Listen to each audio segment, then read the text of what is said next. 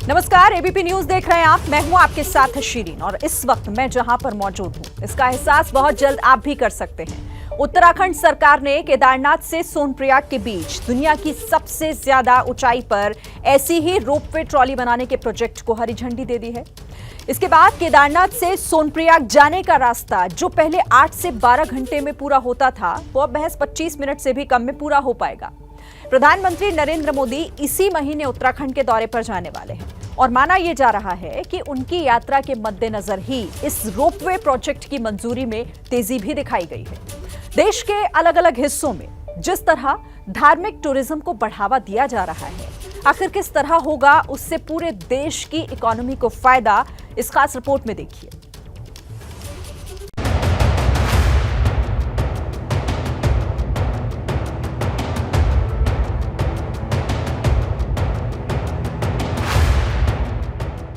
ये 3 तस्वीरें देखिए।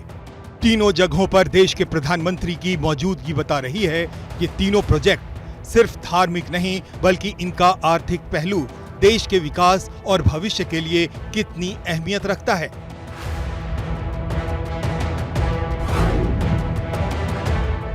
महाकाल कॉरिडोर की इकोनॉमी।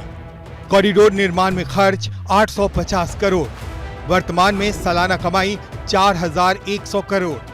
महाकाल कॉरिडोर से नई कमाई 8200 करोड़ अनुमानित। एक साल में प्रोजेक्ट के कुल खर्च से 5 गुना कमाई। महाकाल कॉरिडोर भले ही उज्जैन में बना हो, लेकिन इसका फायदा पूरे देश को मिलने वाला है। देश के अलग अलग हिस्सों से महाकाल के पास आने वालों की तादाद में जो इजाफा होने वाला है, उससे उज्जैन और आसपास के इलाकों की तकदीर बदलने वाली है।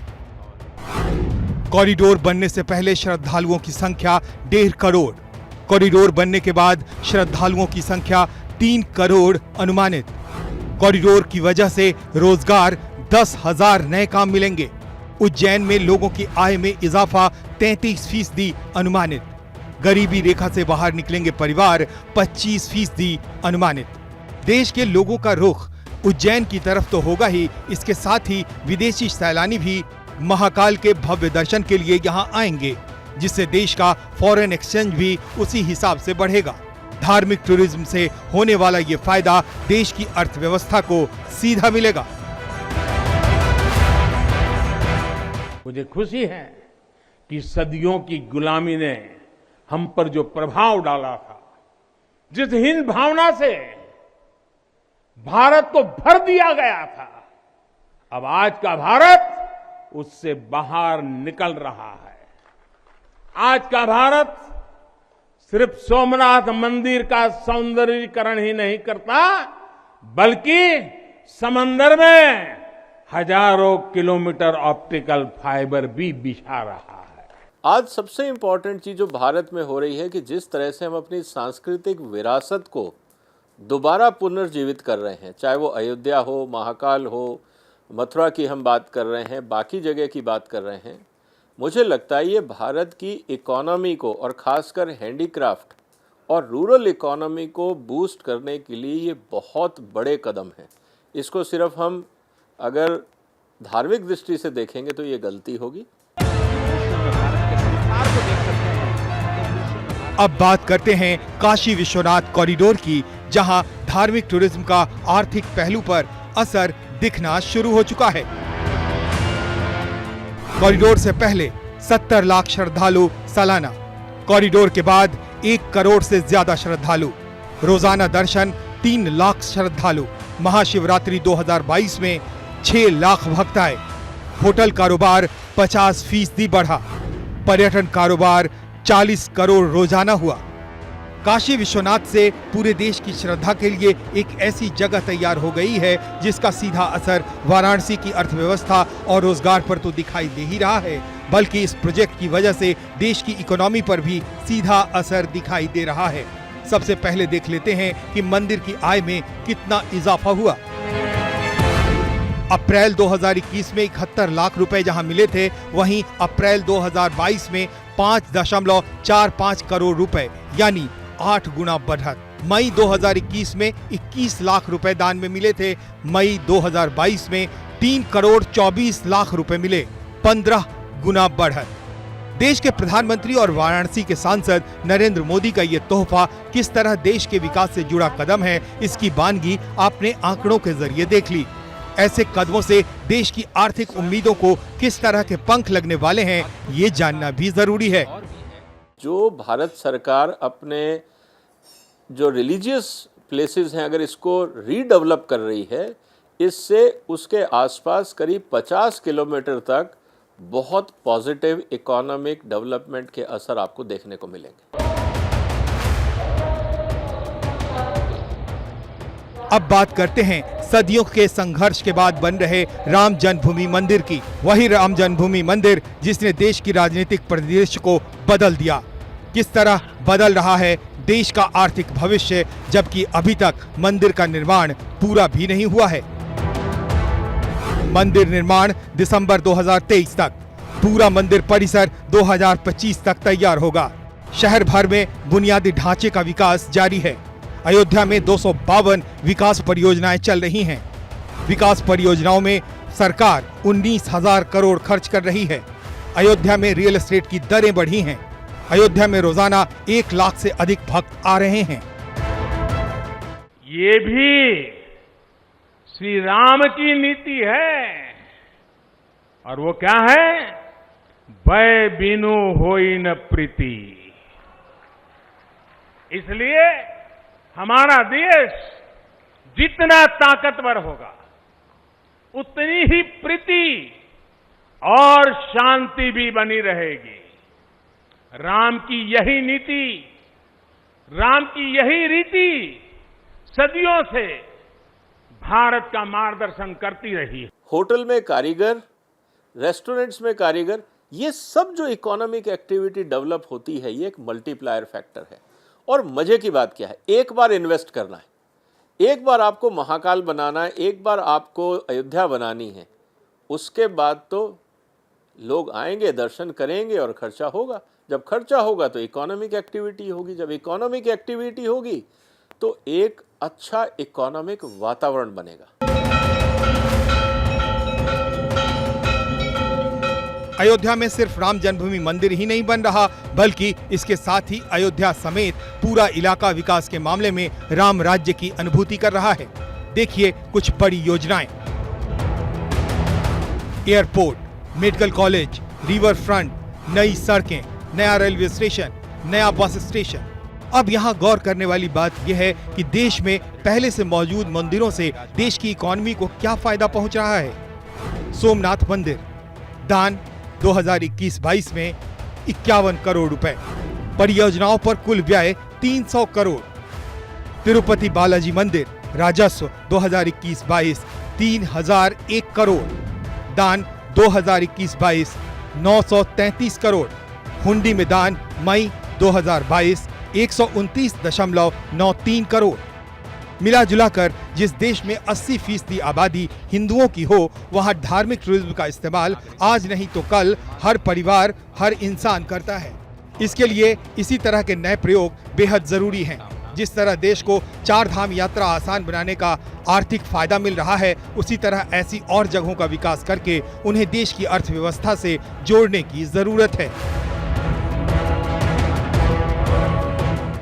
एक बड़ी खबर इस वक्त आपको दे दें, दिल्ली से आ रही है, जहां पर शादीपुर गांव में एक युवक की पीट कर हत्या कर दी गई है। मृतक का नाम नितेश बताया जा रहा है। हत्या का आरोप एक दूसरे समुदाय के लोगों पर लगा है। फिलहाल किसी की गिरफ्तारी इस मामले में नहीं हुई है और परिवार का इसी बीच आरोप है कि गाली देने को लेकर झगड़ा शुरू हुआ था, जिसके बाद नितेश और उसके दोस्त आलोक की पिटाई की गई। ये वारदात 12 अक्टूबर की बताई जा रही। आज इलाज के दौरान नितेश की मौत हो गई। शादीपुर गांव का यह मामला 12 अक्टूबर को नितेश को 3 लड़कों ने पीटा था, जिसके बाद से ही उसका इलाज चल रहा था, लेकिन आज इलाज के दौरान नितेश ने दम तोड़ दिया। तस्वीरें आप देख रहे हैं, काफी हंगामा भी हुआ है। अभी तक इस पूरे मामले में किसी की गिरफ्तारी नहीं हुई, जिसे लेकर तनाव बरकरार है। सीधे रुख कर लेते हैं, वरुण हमारे साथ जुड़ गए हैं। वरुण, क्या ताजा अपडेट फिलहाल? देखिए, बिल्कुल इलाके में तनाव बरकरार है। जो परिवार है वो नितेश की बॉडी को लेकर जो दिल्ली का पटेल नगर इलाका है वहां पर बीच चौराहे पर बैठा हुआ है। इनके परिवार की मांग यही है कि जो आरोपी है उनकी जल्द से जल्द गिरफ्तारी हो। माता जी, माता जी, आप लोग बैठे हुए हैं, आप लोग क्या मांग कर रहे हैं? आप सीधा एबीपी न्यूज पर लाइव है, आप क्या प्रशासन से फांसी की मांग कर रहे हैं? फांसी चाहिए, फांसी फांसी फांसी। लोग थे जिन्होंने पुलिस ढूंढेगी उनको, मेरे को नहीं पता कौन थे। मेरे को पता तो घर से निकालना ले हूँ, घर से निकाल ले, मेरे को पता हो तो, मेरे को पता होता घर से निकाल के मारूंगी। पुलिस वाले को पता, वो ढूंढेंगे। 3 दिन हो गए हैं, आप देख सकते हैं यहाँ पर माँ बस इसी मांग को लेकर यहाँ पर बैठी है कि जो आरोपी है उनकी गिरफ्तारी, और जो आरोपी हैं उनकी पहचान हो गई है। वो पड़ोस के ही रहने वाले अदनान अब्बास और उसका एक तीसरा साथी है।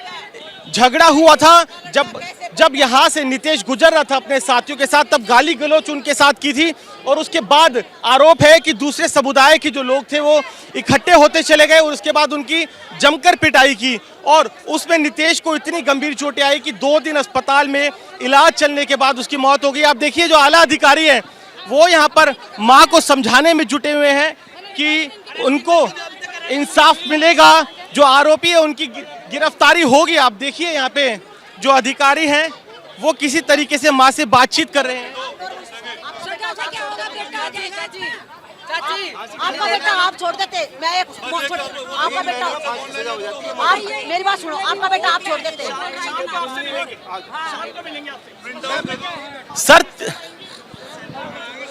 सर 3 दिन हो गए हैं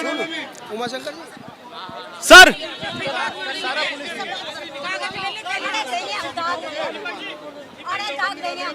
अगर मैं दिखाऊं तो आसपास किस तरीके से जो रैपिड एक्शन फोर्स है उसकी जो तैनाती है वो की गई है, क्योंकि इलाके में काफ़ी तनाव है। लोगों के अंदर नाराज़गी इस बात को लेकर है कि 3 दिन इस पूरी वारदात को हुए हो गए लेकिन अभी तक किसी की गिरफ्तारी नहीं। और उसी वजह से जब नितेश का पोस्टमार्टम हुआ तब उसकी बॉडी को लेकर जो परिवार के लोग हैं वो बीच चौराहे पर, आप देखिए ये पटेल नगर का इलाका है, ऊपर से बेहद ट्रैफिक का रास्ता रहता है। हम कोशिश करेंगे इस समय जो इलाके के एसीपी है दीपक शर्मा वो परिवार को समझाने की कोशिश कर रहे हैं, लेकिन परिवार की मांग ही यही है कि जब तक गिरफ्तारी नहीं होती तब तक किसी तरह का कोई समझौता नहीं किया जाएगा। सर दीपक जी, सर 3 दिन हुई यही नाराजगी हमारी पूरी कोशिश है कर रहे हैं। पुलिस की टीम गई हुई है, जो भी आदमी होगा अरेस्ट करेंगे और ज्यादा सजा दिलाने की कोर्ट से रिक्वेस्ट करेंगे। आरोपियों की तुम्हारे पीछे हो जाओ, तरह से मैं क्यों आगे हुए सब अपने घरों से भाग रहे हैं। दूसरे समुदाय इसके बारे में कुछ हिंदू मुस्लिम कुछ नहीं, ऐसा कुछ नहीं है। हमारे लिए सारे केस बराबर हैं, हमारे लिए कोई हिंदू मुसलमान का केस नहीं। सुनिए, आपने सुना जो एसीपी है दीपक, इनका कहना है कि जो आरोपी है वो फरार चल रहे हैं, उनकी कई टीमें उनकी तलाश करने में जुटी है। जी आप क्या कह रहे हैं? जी मैं ये कह रही हूँ वे नहीं मिल रहे थे उनके घर, क्या ना उठाओ, सारा ना उठाओ, 4-5 है वे सब ना उठा कर थाने में बंद करो। जब देखें थाने में लेकर आओ उनको और फांसी दो, फांसी। 27 साल का बच्चा ऐसे ही होता है क्या? 27 साल का बालक ऐसे ही बड़ा हो है के? ये कह रही हूँ मैं। झगड़ा किस बात पर हुआ था? किसी बात पर झगड़ा नहीं, हमने बहुत खतरा है।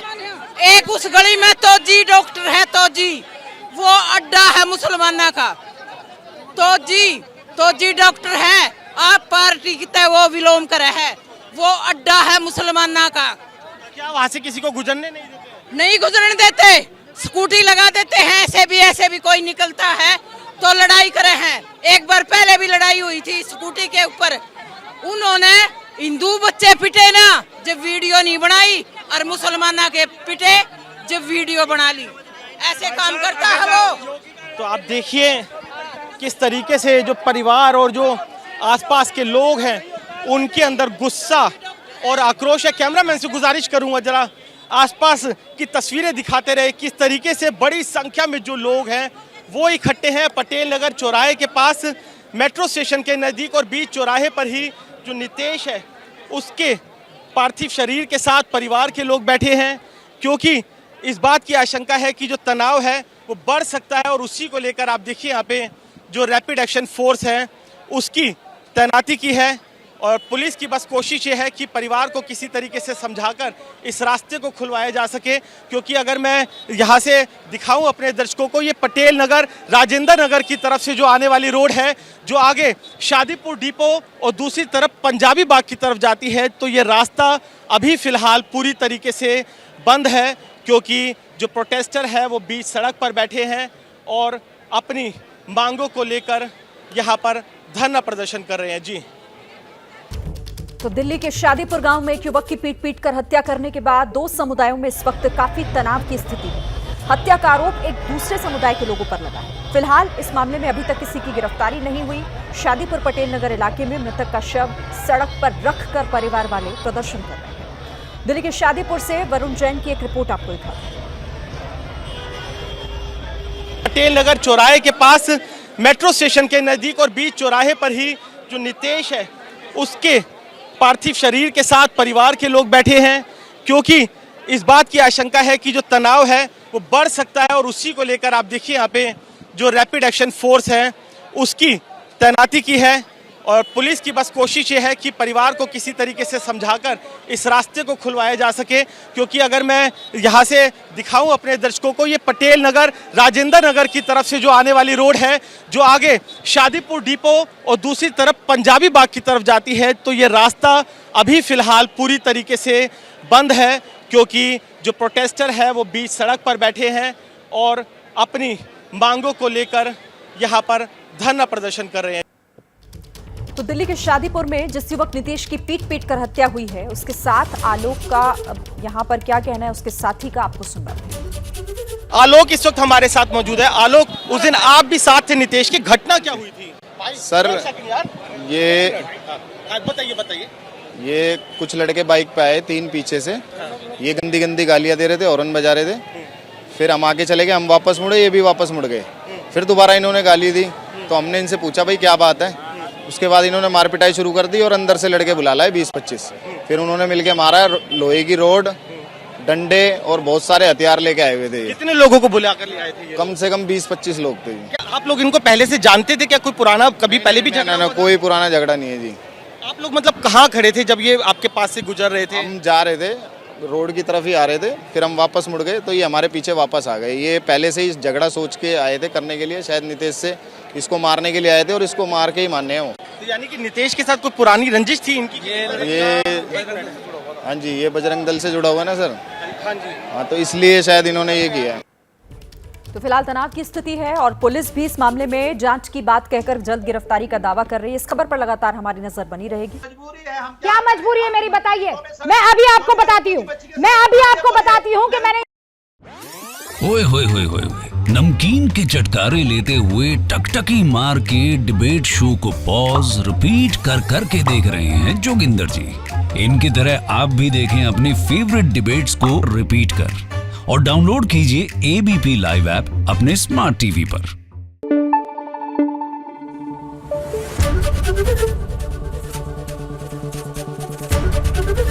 एबीपी न्यूज आपको रखे आगे।